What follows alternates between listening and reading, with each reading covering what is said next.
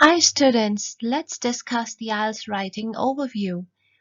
The Ielts writing test is the module that many students find the most difficult.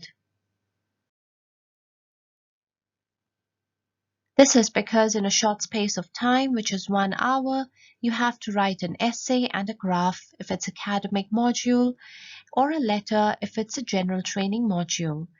The Ielts writing test module varies depending on whether you are doing the academic test for university applications or the general test usually for work or general migration. In Ielts Academic, you have to describe a graph or a diagram in Task 1 and write an essay in Task 2. In Ielts General Training, you have to write a letter in Task 1 and write an essay in Task 2. The Task 2 essay is actually worth more marks than Task 1, which is a graph or a letter, so you should spend 40 minutes of the time on the essay and 20 minutes on the graph or the letter. This difference in marking is represented in the number of words you have to write, which is a minimum of 150 for the Task 1 and 250 for the Task 2. Let's take a look at the task assessment. So it is of total of 100%, out of which it is 25% each for all the 4 facts. The first is the task achievement, which is for 25%, which means that you need to do everything you are asked to do, give a full developed response, include cover all the necessary points, and write for a minimum of 150 to 180 words. The second is the coherence and the cohesion. So in coherence, you need to present ideas logically and use structured paragraphs. In cohesion, you need to stick to what is written and make sense and convey your message. So use standard expressions and transition words. In lexical resource, which is the third, it is a wide range of vocabulary that you need to use correctly and fluently. Use correct spellings and choose the right set of words. In grammar, range and accuracy, you need to use a wide range of grammar structures, include different kinds of sentences, a combination of simple, compound, and complex, use effective punctuation and correct capitalization. So let's take a look at the format for the Task 1 report writing, which we are going to discuss in the video.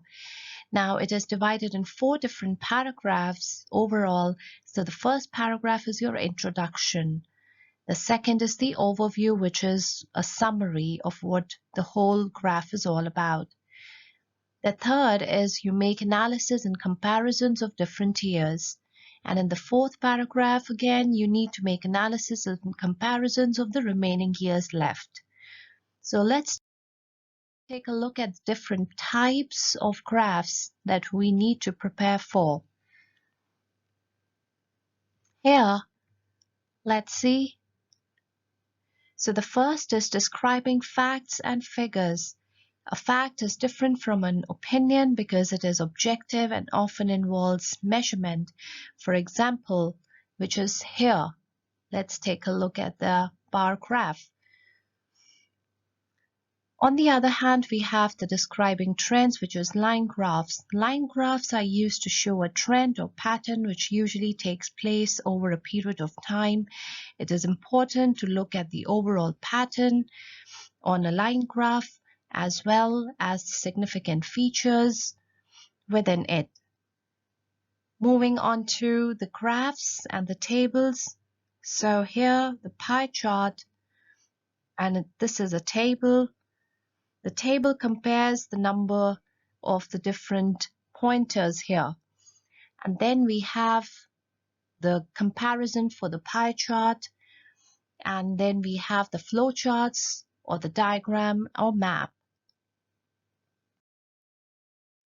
So let's start with the first bar graph, which is on the population for the Canada, Germany, and UK. Now here we are going to divide this in 4 different paragraphs. In the first paragraph, as I earlier mentioned, we'll talk about the introduction. The introduction can be: the graph details the percentages of elderly people in Canada, Germany, and UK in the past with projections for the future. Moving on to the second para, which is the overview. Looking from an overall perspective, it is readily apparent that elderly populations have risen and are predicted to continue to grow steadily in all countries. Germany will continue to have the highest proportion, while Canada will likely overtake the UK. So here I have given the overall picture of what's happening in the graph. Now I'm going to start, this is the para 3 and 4, where I'll be more specific with the percentages in the years. So the paragraph 3 will be like, in 1980, Germany had the greatest percentage of elderly at 15%, slightly above the UK, and 5% higher than Canada. By 2000, percentages for Germany and Canada both surged by 5% to 20% and 15% respectively, compared to the UK, which rose marginally to equal with Canada. Moving on to the last para, I'm going to discuss with the remaining years. So it starts like, by 2030, Germany is expected to rise by another 5% to 25%, with Canada surpassing the United Kingdom and finishing at 22%, and the latter's figures lagging behind slightly at just under 20%. So I hope you understand the way we need to do the comparisons. Let's move on to the next one, which is a line graph. Now here, again, we have to make 4 paragraphs. The first paragraph will be an introduction. Now here I can say the line chart details the numbers for oil use in the US, China, the Middle East, and Western Europe and Japan from 2009 to 2030. The second will be an overview, which I can say, looking from an overall perspective, it is readily apparent that despite the US consuming the most oil throughout, this is projected to fall dramatically. Western Europe and Japan's numbers will continue to decline to become the lowest by the end of the period, while consumption will increase steadily in the Middle East and China. Moving on to the third para, where I'll start with the comparisons. So I can say, looking first of all at the United States, consumption began by hovering at just under 10 million from 2009 to 2015, though a precipitous fall is forecasted to just over 4 million by 2030.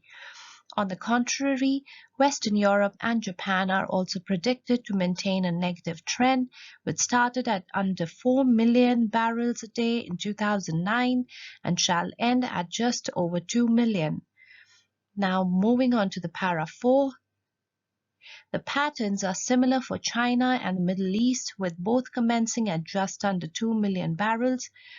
The former then rose quickly to slightly below 4 million by the present period and is expected to plateau and decline marginally at the end of the time surveyed. The latter will undertake a steadier rise in both regions, will likely intersect at around 3 million barrels by 2030.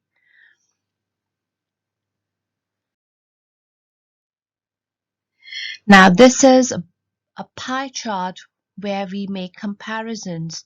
So again, I'm going to divide it in 4 different paragraphs. The first will be the introduction, where I can say the pie chart illustrates the national expenditure by the United Arab Emirates government in 2000. Overall, the UAE government had a budget of over 300 billion AED, and the highest portion of this budget was spent on social security and health and social services. Now I'm moving to the third para. As is given in the diagram, the UAE government expended more than 300 billion AED on 8 different pivotal sectors in 2000. Social security for the citizens costed the towering budget, and it was exactly 100 billion AED. Health and personal social services, on the other hand, required more than 50 billion, and this was the second largest budget money allocation for the UAE government in 2000. However, the UAE authority used 38 billion for education, 17 billion for law and order, and 13 billion for job, industry, and agriculture. Now moving to the last para.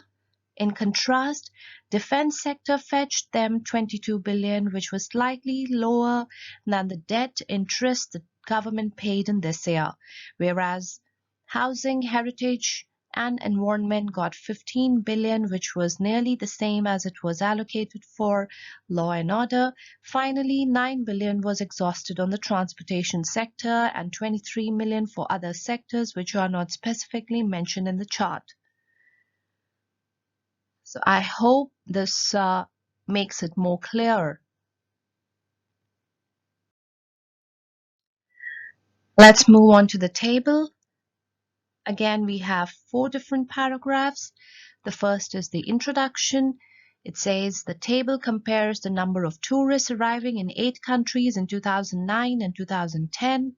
In general, tourism rose slightly in the United States, Spain, the UK, and Italy, and increased dramatically in Turkey, China, and Germany. Figures fell in Hong Kong and were stable in France, which had the most tourists overall. Looking first of all at France, this is my third para. Numbers were unchanged at 76 million tourists in both years. The United States increased by 1.5% from 66 to 67 million, whereas Spain followed a similar trajectory from 55 to 56 million tourists. However, tourists to the UK rose by double that rate to 3.6% and overtook Spain in 2010 by 1 million visitors. Although in Italy, the rate of growth was slower at 2.3%, translating to an increase to 45 million, yet Turkey surged past Italy, rising 33% to 46 million. Moving on to the last para, there was also significant expansion in China, which further went from 22 to 34 million, and Germany, which was a 109% expansion to 24 million.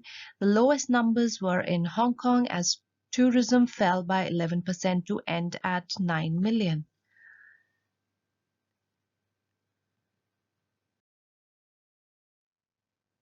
Moving on to the diagram. Now, if you see here, again, we are going to divide it in 4 different paras.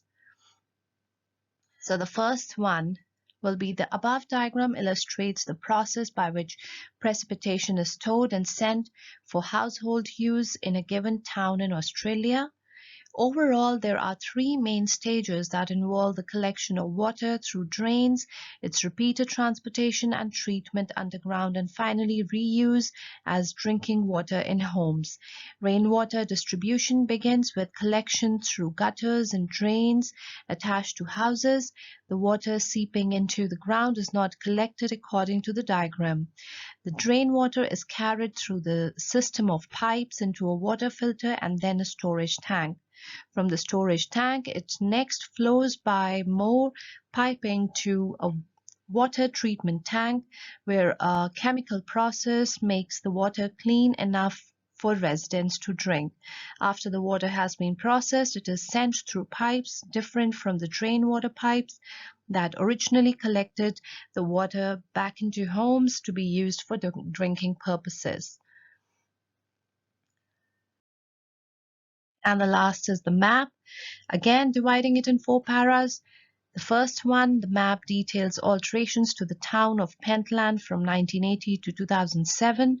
Second para, looking from an overall perspective, it is readily apparent that there was a lot of residential and commercial development over the years, including construction of a marina for yachts, shops, apartments, and entertainment facilities. In 1980, Pentland consisted mainly of grasslands to the south, 2 main intersecting roads, an eastern car park, an industrial area in the west, and the sea to the north. By 2007, every area had changed or been relocated.